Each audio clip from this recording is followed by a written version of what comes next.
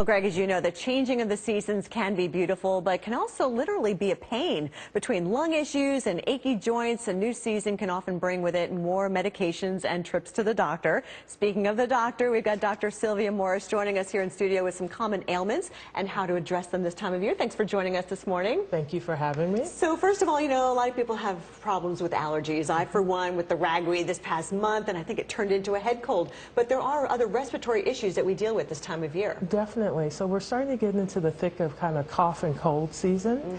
Certainly pneumonia is also something that we should be definitely more aware of. People who have asthma as well as emphysema or COPD, they also tend to have worsening of their symptoms during the winter months. The thing to remember is if you haven't gotten a flu shot, get a flu shot. I have not yet. Time to get one. All right. Did you bring one with you? And also, you know, heart attacks. We see an increase in that going into the winter months especially. Definitely. So with heart attacks, during the winter, we have higher levels of catecholamines, which think of those as stress hormones.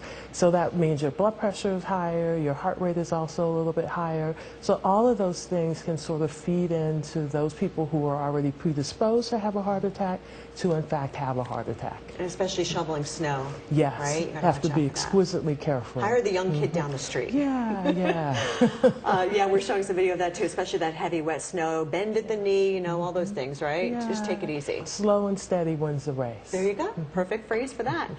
So as the temperatures cool, a lot of folks, you know, they complain about the achy joints, you know, so what do people do about that? What's your advice? Yeah, you know, my grandmother would always say, oh, it's going to rain today, honey, I know. Her knee's telling her. It's true, it's true, but as the pressure drops, as far as the atmosphere, then that means we have more fluid in our joint spaces. So in our knees, our hips, our elbows, a little bit of fluid there. So if there's more fluid in a closed space, then you get pain. The thing to do is to keep moving, keep the joints moving, keep them warm, and talk to your doctor, physical therapist. My daughter loves to crack her joints. Oh. Should I get on her for that? Like, is that okay? I'm kind of grossed out by it. It grosses me out as well. I would just say, don't do that. Please don't do that. At least not around your mother. Exactly. How about, you know, holiday weight gain? Everybody gains those few pounds around the holidays.